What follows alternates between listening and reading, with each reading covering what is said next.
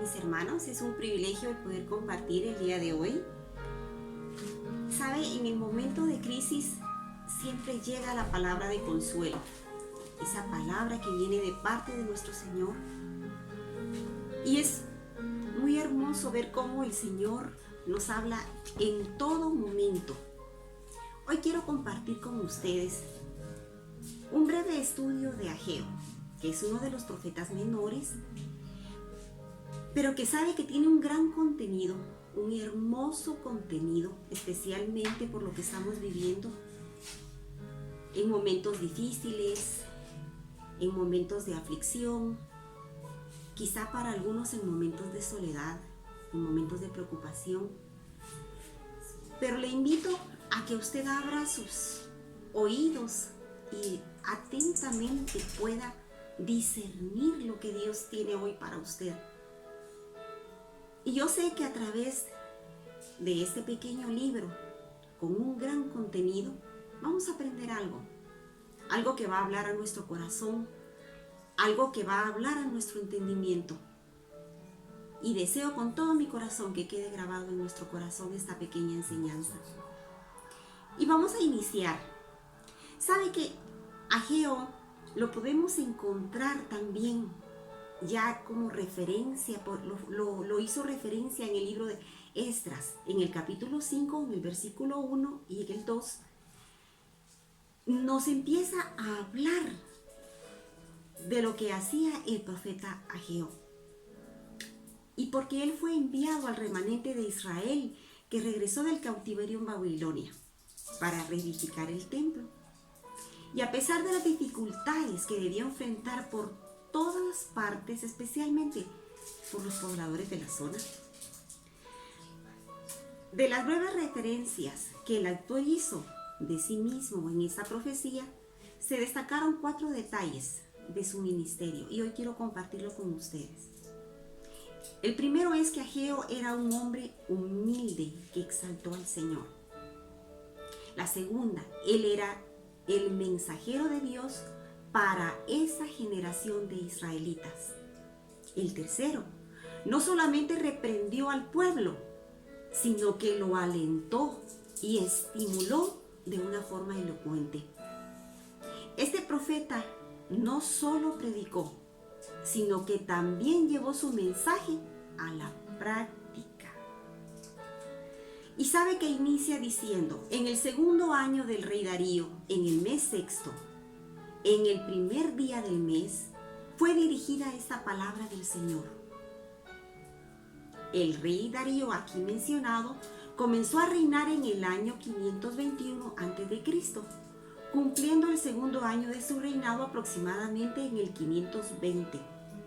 El profeta Ageo fijó la fecha de su profecía de acuerdo con el reinado de un rey no judío. Y esto fue porque el pueblo de Israel se encontraba en cautiverio, como ya lo habíamos mencionado, en Babilonia. Por lo tanto, no había rey ni en Jerusalén ni en Judea. El tema de este libro fue el templo. La reconstrucción y restauración del templo fue la pasión de este profeta. Su mensaje. Ageo se refirió constantemente a la palabra del Señor como autoridad suprema. Él se humilló voluntariamente para que el Señor fuera exaltado. Su mensaje fue eminentemente práctico. En este aspecto, la profecía de Ageo y la epístola de Santiago tienen mucho en común, por lo que le invito a que usted en su casa pueda leer ambos libros, tanto el libro, de Ageo como la epístola de Santiago. Y usted podrá hacer las comparaciones y similitudes de ambos. Y sabe, lo que más me llamó la atención es ver cómo ambos nos invitan a la práctica. Lo que actualmente necesitamos, ¿verdad? Los versículos más significativos de esta obra son Ageo 1:8. Subid al monte, traed madera y reedificad la casa. Yo me complaceré en ella y seré glorificado, ha dicho el Señor. Está en el primer capítulo, versículo 14 del libro de Ageo. Y bueno, vamos a hacer un pequeño resumen. Lo dicho hasta ahora, hemos visto que Ageo fue un profeta que realizó su ministerio al remanente del pueblo de Judá que regresó de Jerusalén después del cautiverio de 70 años en Babilonia. Ahora podemos mencionar un desafío para el pueblo. Tanto los profetas de Ageo como Zacarías profetizaron durante el mismo periodo de tiempo y sin embargo, su planteamiento fue totalmente diferente.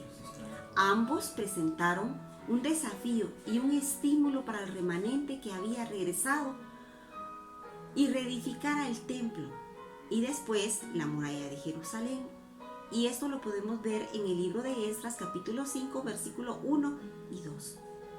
Ageo aclaró y explicó que él no comunicaba sus propios pensamientos, sino que anunciaba la palabra de Dios para su pueblo. Dios envió a su mensajero, primeramente fue a los líderes, a los gobernantes civiles y a los religiosos. Y esto lo podemos observar cuando él dice: vino palabra del Señor por medio del profeta Ageo a Zorobabel, hijo de Salatiel. Y sabe usted que el nombre de Zorobabel significa sembrado en Babilonia. Zorobabel nació en la cautividad en Babilonia. Su nombre no era hebreo, sino pagano. Él pertenecía al linaje de David, el nieto de Joacim. Y esto lo podemos encontrar en Primera de Crónicas, capítulo 3, versículo del 17 al 19. Y fue nombrado por Ciro como gobernador de Judea. Esto lo podemos encontrar en Esdras, capítulo 5, versículo 14. Y también fue enviado a Josué, hijo de Josadac, sumo sacerdote. Josadac era el sumo sacerdote durante el tiempo de la invasión babilónica. Primera de Crónicas 6, capítulo, versículo 15. Este sacerdote era el personaje religioso más relevante.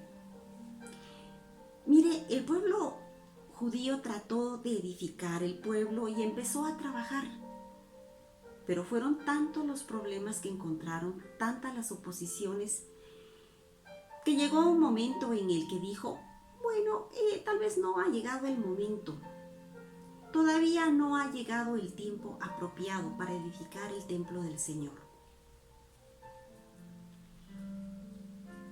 Así ha hablado el Señor a los ejércitos diciendo: este pueblo dice, no ha llegado aún el tiempo que la casa del Señor sea reedificada.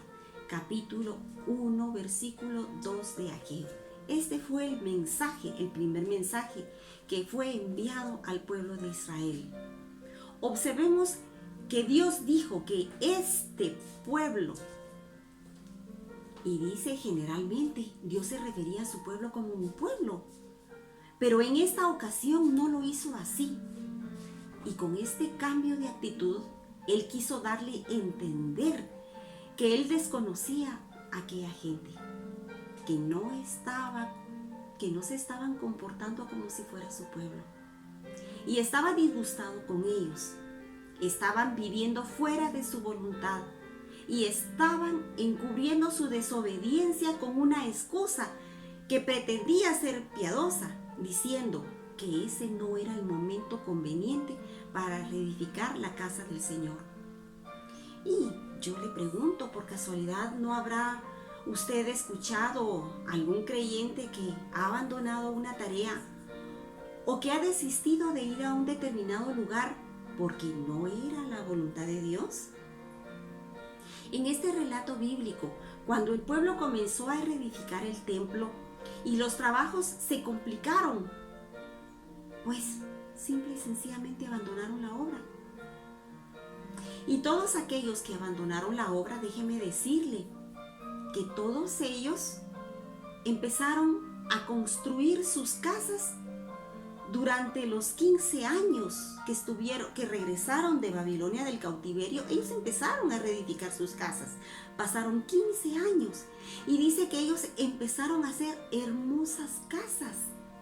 Ellos empezaron a preocuparse por su propio bienestar y se olvidaron de la casa del Señor.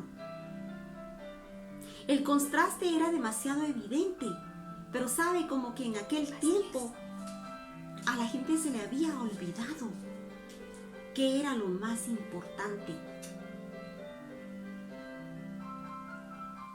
Y sabe que en este momento, ¿no será que algo está sucediendo con nosotros? Que el Señor nos está preguntando qué ha sucedido con su templo.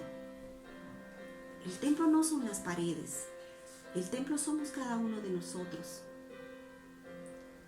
Sabe que aquel profeta nunca buscó halagos ni popularidad. Su atención debió dejarla, nunca trató de llamar la sensación, nunca trató de tener protagonismo, sino que él se humilló para que el Señor fuera exaltado. Un personaje que usted y yo conocemos, Juan el Bautista. Él perdió su cabeza por intentar despertar la conciencia de una sociedad y por las calamidades que les anunció, porque su mensaje trastocaba el estado de inmoralidad y corrupción en que estaba sumida aquella sociedad. Yo le pregunto, ¿no está sucediendo algo así con nosotros? ¿No hay en nuestra sociedad inmoralidad? ¿No hay en nuestra sociedad corrupción? ¿No será que es el momento en el que nos hemos preocupado en edificar nuestra casa, edificar tantas cosas que están ocupando el verdadero lugar que le corresponde al Señor? Y que hoy nos está recordando que hay algo más importante y nos hemos olvidado de Él, que lo hemos dejado a un lado. Sabe que Él prometió que los bendeciría, pero necesitaba comprender que las actividades en el templo, sabe, el pueblo de Israel, ellos necesitaban comprender que el templo no iba a limpiar su pecado, que solo el arrepentimiento y la obediencia podían limpiar al pueblo de Israel. Solo la obediencia, solo el arrepentimiento. Y sabe que Dios cierra su mensaje para Zorobabel con esta afirmación tremenda: porque yo te escogí. Y tal proclamación es también para nosotros. Para cada uno de nosotros hemos sido escogidos por Dios. Efesios 1:4. El mensaje de Ageo para aquel pueblo buscaba que reorganizaran sus prioridades, ayudarlos para que dejaran de preocuparse y motivarlos para que construyeran el templo. Al igual que ellos, a menudo colocamos nuestra comodidad personal en una prioridad más alta que la obra de Dios y la verdadera adoración. Este breve libro coloca al Señor Jesucristo en su lugar, como el gobernante moral, como el gobernante civil, el rey que gobernará sobre esta tierra algún día. Este libro es muy importante, de modo que aquel insignificante y pequeño templo, que nada tenía que ver con el esplendor del templo de Salomón, tuvo un lugar y un propósito muy importante en la historia del pueblo de Israel. Mi hermano, que este mensaje quede grabado en su corazón. Reorganice sus prioridades. Que este momento sea el momento para poder meditar, para poder reflexionar en dónde han estado mis prioridades. ¿En qué me he equivocado? ¿De qué tengo que arrepentirme? Retomar las bases y reedificar este templo, que es el templo del Espíritu Santo. Lo exhorto a que pueda leer el libro de Ageo, la epístola del apóstol Santiago. Pueda leerlo, reflexione, medite, que el Señor le bendiga, que el Señor le guarde, que la sangre de nuestro Señor Jesucristo cubra su morada, a cada uno de su familia, y le bendecimos en el nombre de Cristo Jesús. Amén.